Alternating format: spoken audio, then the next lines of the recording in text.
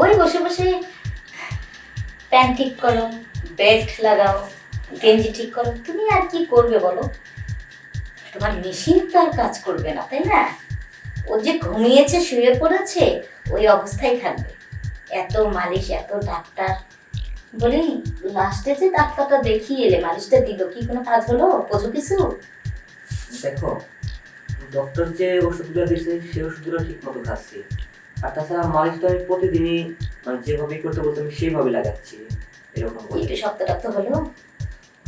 আশা করি যে আগের পর থেকে এখন একটু মোটামুটি ভালো আছে। মোটামুটি ভালো করে আমি তো দেখলাম না ভালো।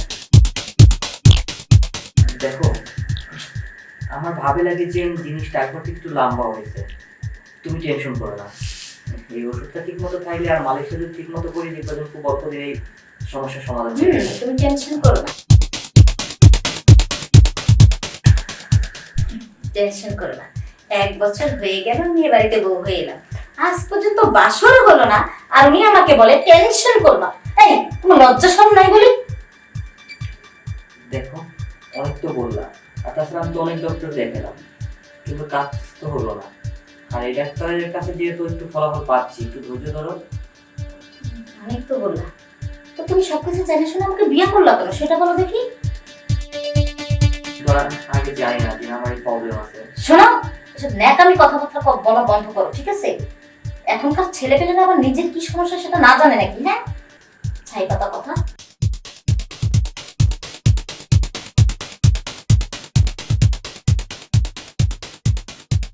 দেখো, তুমি শুধু শুধু আমাকে ভুল বুঝতেছো। আমি কিন্তু আদর্শটা ছেলের মতো না। যদি আদর্শটা ছেলের মতো হতাম তাহলে ঠিকই দেখতে দিন আদর্শটা মেয়ের কাছে যাইতাম, আর তখন আমি বুঝতে পারতাম যে আমার জিনিসটা কি ভালো আছে না খারাপ আছে। যাইনি বিধায় তো আমার আজকে এই প্রবলেম, এত কথা শুনতে হচ্ছে। কে জানে গেছে কি না গেছে, না যে শেষ করেছে না হাত মেরে শেষ করেছে। আমি কি করে বলবো বলো দেখি? তুমি শুধু শুধু আমাকে ভুল বুঝতেছো। আরে ভুল বুঝো ভুল বুঝো বলবো? তুমি যে আমার জীবনটা শেষ করে রেখে দিয়েছো সেটা কি বলবে শুনি? আচ্ছা দেখো, আর কয়েকটা দিন মাত্র ধৈর্য ধরো প্লিজ। আমি ঠিক মতো ওষুধ খেয়ে ঠিক করে তো আমি তোমার কাছে যাবো। আর তাছাড়া ডক্টর আমাকে 100% গ্যারান্টি দিচ্ছে যে 6 মাস যদি তার কোর্সটা আমি শেষ করি, আমারটা জিনিসটা মোটাও হবে, শক্ত হবে এবং লম্বাও হবে। তখন আর এই কথা বলতে পারবো না। আসলে এখন দুর্বল দেখে তো তুমি এই কথা বলতেছো। হয়েছে হয়েছে, যে যেটা যখন হবে তখন দেখা যাবে। হ্যাঁ, মুখে তো অনেক বড় বড় কথা বলো। অবশ্যই এটাই কিন্তু তোমার লাস্ট চান্স। হ্যাঁ, না হলে কিন্তু আমি খুব রিসেন্টলি আমার বাবার বাড়িতে চলে যাবো, সেটাও ধরে বলে থাকলাম। এখন কি তুমি বাইরে যাচ্ছ? জি, আমি একটু বাইরে যাবো।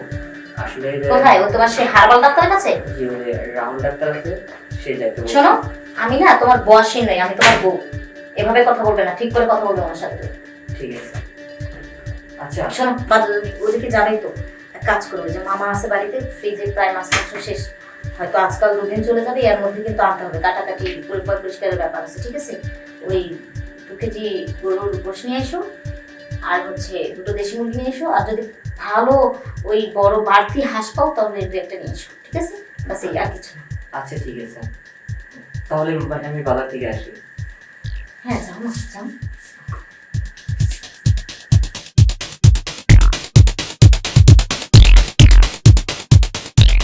সব আমার কপাল, আর পারি না রে বাবা।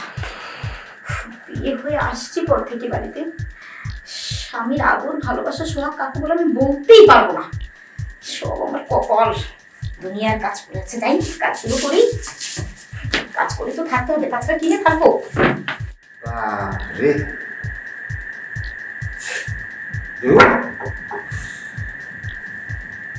একটা সপ্তাহ হলো এখানে আসলাম, বাকি বউটাকে একবারের জন্য দেখলাম না গোসল করতে। আর আমি তো চুলের পানি শুকাতে দেয়নি, শুকানোর আগেই আবার ধরছি, আবার শুকানোর আগে আবার ধরছি। এখনো বয়স হয়ে গেছে, তবুও তো আমাকে নিজের পাঠা কাশির মতো মনে হয়। আমার মনে হয় ভাগ্নিটা একটু দুর্বল আছে, তা না হলে একটা সপ্তাহের মধ্যে একবারও দেখলাম না সকালে ভাগ্নি গোসল করে আর শাড়িও চেঞ্জ করে না। যেটা রাত্রে পরে শুই সেটা দুপুর পর্যন্ত পরেই থাকে।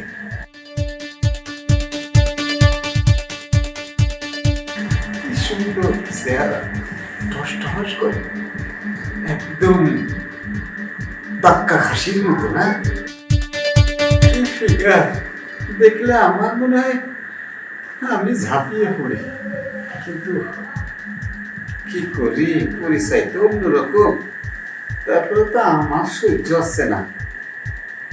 আর আমার ভাগ্নেটা তো ন্যাল বেলে মনে হয় না। আর ন্যাল বেলে যদি না হবে তাহলে ভাগ্নে গোর মুখে হাসি হারাবে কেন? ঠিকই তো, আমার খবর নিতেই হবে। দেখি চা চাই, চা দিতে আসলে একটু কথাবার্তা ফাঁক করে যদি মনের খবরটা নেওয়া যায়। বৌমা, বৌমা, কই বৌমা? এত ডাকছি, একটু এদিকে এসো। আসছি বাবু, আমি জানি আপনি এক কাপ চার জন্য আমাকে দেখতে যাচ্ছেন। শুধু চা না, তোমার সঙ্গে দুটো কথা বলবো। বসো বসো। কি কথা মামা? হ্যাঁ বলছি, বলছিলাম আজ এক সপ্তাহ হলো তোমাদের বাসায় আমি এসেছি, কিন্তু একদিনও তোমার মুখে একটু হাসি দেখলাম না। হাসি তো থাক দূরের কথা, এই এক সপ্তাহ কোনো সকালে তোমাকে কোনো গা গোসল দেখলাম না। গায়ে গোসল মানে বুঝলাম না আমি মামা। না, বলছিলাম কি, এই তোমাদের যে বয়স, এই বয়সে এই সময় তো সকালবেলা গা গোসল, কিভাবে যে বলি, ওই তোমার মামি সকালে গোসল করার পর চুল শুকানোর আগে আবার আমি তাকে ঘরে নিয়ে যেতাম, তখন নিয়ে আবার গোসল করাতাম, আবার চুল শুকানোর আগে আবার ধরতাম, এই আর কি। তা তোমরা এই বয়সে আমি বুঝতে পারছি না বৌমা, তুমি একটু খুলে বলো তো সমস্যাটা কি? খুলে বলার কি আছে মামা, তেমন কিছু না। তেমন তো কিছু আছে, তা না হলে তোমার যে ফিগার, তোমার যে চেহারা, তোমার এই যে বয়সটা, এখন তুমি হাসি খুশি আনন্দে থাকবা, কিন্তু আমি তো এই এক সপ্তাহের মধ্যে কিছুই দেখতে পাচ্ছি না। একটা মেয়ে লোকের ভিতরের খবর থাকে তার মুখে, তার চোখে, তার চলাফেরায়, এর কোনোটাই কোনো লেশ মাত্র আমি পাচ্ছি না। কি হয়েছে বলো তো আমাদের? কি হয়েছে বলো তো বৌমা, আমার কাছে খুলে।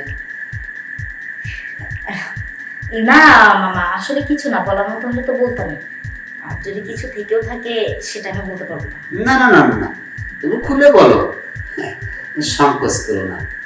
আর যদি আমার ভাগ্নের কোনো সমস্যা থাকে তাও বলো। আমার ভাগ্নের কোনো সমস্যা মানে তোমাদের সম্পর্কের মধ্যে কোনো দুর্বলতা আছে? না না মামা, সম্পর্কে কিসের দুর্বলতা থাকবে, সবই ঠিক আছে। ঠিক আছে, আপনি যখন এত করে বলছেন তাহলে আমি হ্যাঁ বলো। সত্যি কথাটাই বলি, কিন্তু এসব কথা কি বলা যায় মামা? হ্যাঁ, আমি যখন জিজ্ঞাসা করতে পারছি তোমার বলতে পারা কোথায়, হ্যাঁ, বলো। আসলে মামা আপনি ঠিকই বলেছেন, আমার যে রূপ, যে ফিগার, আসলে আপনার ভাগিনা কি বলেন তো, ওর তো আসলে কিছুই নেই মামা। ও যে পুরুষত্ব বলতে আসলে কিছুই নেই।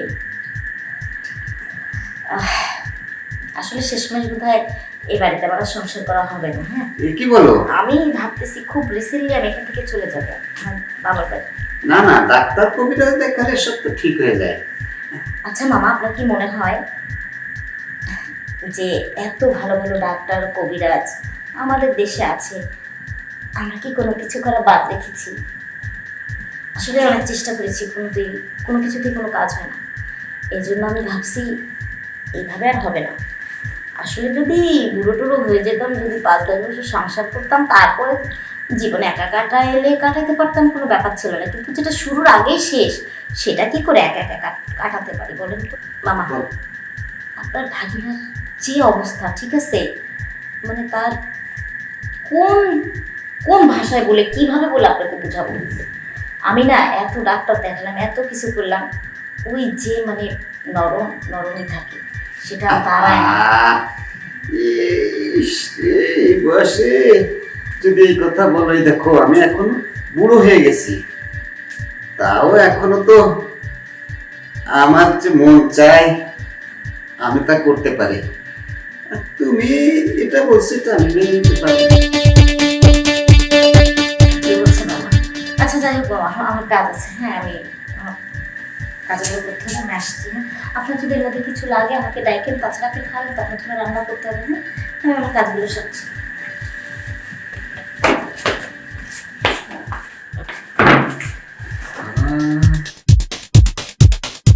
আমি যেটা ভাবছি সেটাই কাজ হবে। ঢিল মারলে ঢিল ফেরত আসবে না।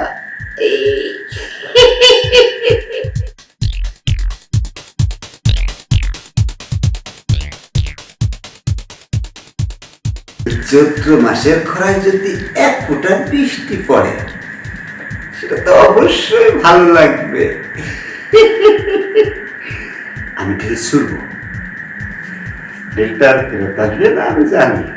যাই, আমিও ঢিল ছোড়ার জন্য মানসিকতা একটু প্রস্তুতি নেই।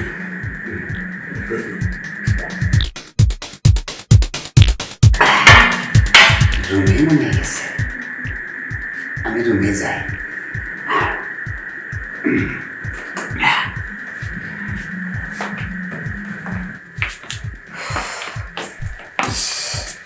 কি গরম, গরমের মধ্যে রান্না করো, ধুয়ে গেলাম। এত বড় বাড়ির কাজ কি একা একা করা যায়? তারপরেও তো সব একা একা করি। তার উপরে মামা একটু পর পর চা, এইটা ওইটা, টাইমে টাইমে রান্না, টাইমে টাইমে খাওয়া। যাই হোক, সে না হয় করলাম। মামা কি সব বললো, খারাপও লাগছে শরীর। তার উপরে আমিও যে বলে এলাম। না, দোষে কি করেছি? সত্য কথা বলেছি। দোষ কি করেছি? আজ না হয় কারো জানতোই, কিন্তু বাবা হঠাৎ করে আমাকে এসব কেন বললো? বলেছি আমার বলা বলেছি। এখন তো আমি শুয়ে একটু রেস্ট নেবো, খুব ক্লান্ত লাগছে আমার। এই গরমের মধ্যে মানে চুলার পাড়ে থাকে, রান্নাঘরে ঢুকলে আমার দমটা বন্ধ হয়ে যায়।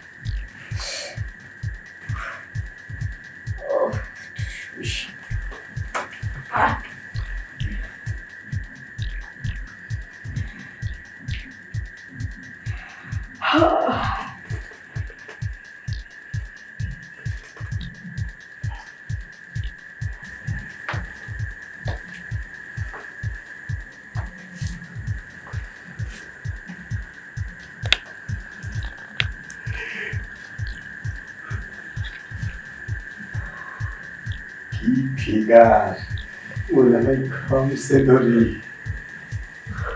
ক্ষুধার্ত শিয়ালের কাছে যেমন এক টুকরো মাংস পেলে খপ খপ করে খাই, আমিও ঠিক এক টুকরো মাংস তোমার কাছে। তুমি যে খরায় জ্বলছো, আমি এক ফোঁটা বৃষ্টি হয়ে সে জ্বলাটা নেভাতে এসেছি।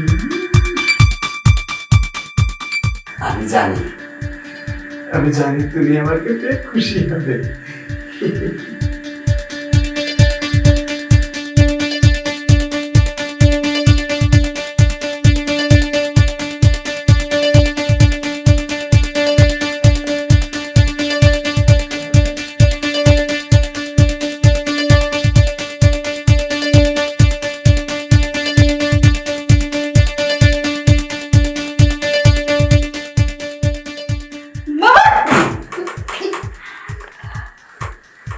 আরে একটুখানি দেরি হলে তো হয়ে যেত, তুমিও খুশি হইতে, আমারও ভালো লাগতো। তুমি উঠলে কেন? ছি ছি ছি ছি বাবা, নামে না বাড়ি থেকে, নামে বলছি। আপনি এত নোংরা, ছি ছি ছি, আমি কখনো ভাবতে পারিনি। এই জন্য বলি, আপনি এই সমস্ত কথা আমাকে কেন বলছেন? তাই বলে আপনি আমার সাথে, বাবা আমি এটা কখনো ভাবতেও পারিনি। এটা ইচ্ছে তো করছে এটা দিয়ে চাপকিয়ে আমি ক্যামেরা তুলে বেরিয়ে রাখো। হ্যাঁ রাখবো। আপনি কাজটা করেছেন কি রাখার মতো? হ্যাঁ না বৌমা, তোমার সমস্যা, তাই আমার আমি সমস্যা একটু সমাধান এই, করতে চাইছিলাম। আমার সমস্যা আমি কি বলেছি আপনাদের সমাধান করার জন্য? হ্যাঁ আমার স্বামী না হয় পারে না, আমার স্বামী না হয় কিছুই নেই, কোনো পুরুষত্ব নেই। মানে তুমি তো অনেকদিন ধরে ক্ষুধার্ত আছো, তাই একটু খাবার দিতে এসেছিলাম। চুপ কর! নির্লজ্জ বেহায়া বেয়াদব কোথাকার। আমি কি বলেছি আমার লাগবে? হ্যাঁ আমার স্বামীর কিছুই নেই, কোনো পুরুষত্ব নেই, আমি এভাবেই সারা জীবন কাটাবো। তাই বলে বাহিরের পর পুরুষের সাথে কি আমি মেলামেশা করবো নাকি? আপনাকে বলেছি যে কথা নেই, আপনার লজ্জা করেন। তাছাড়া আমি তো আপনার ভাগিনা বউ, আপনার মেয়ের মতো, আপনি কি করে পারলেন এটা করতে আমার সাথে? আমার জায়গায় যদি আজকে আপনার মেয়ে হতো আপনি এটা করতেন? এটাই বোধহয় করতেন, তাই না? এ কি বলছো? আসলে আপনাদের গার্জিয়ানের কাছে যদি আমরা মেয়েরা সুরক্ষিত না থাকি, দুনিয়ার কোন জায়গায় থাকবো বলতে পারেন? বেড়েছে বের হন, বের হন। জিন্দেগিতে জানি আমার বাড়িতে, ভাগিনার বাড়ি না, ভাগিনার কোনো বাড়ি না, আমার বাড়ি এটা, জীবনে জানি কোনোদিন না দেখি। ছি ছি ছি ছি ছি, এসব কি হয়ে গেল? আসলে আমার কপালটাই খারাপ। ওনাকে তো আমার দুর্বলতার কথাটা বলাই উচিত হয়নি। আমার স্বামী দুর্বল শুনে উনি আমাকে সান্ত্বনা দিলে, তারা আসছে আমার দুর্বলতার সুযোগ নিতে। নিতে কি নিয়েই তো গেল। অসভ্য জানোয়ার একটা লোক। যদি অন্য কেউ হতো তাও ওকে বুঝ দিতে পারতাম, কিন্তু তাই বলে নিজের মামা শ্বশুর। ছি ছি ছি ছি ছি। আজকে তোকে আমি বাসা থেকে সারা জীবনের মতো থাকবো। যাই হোক,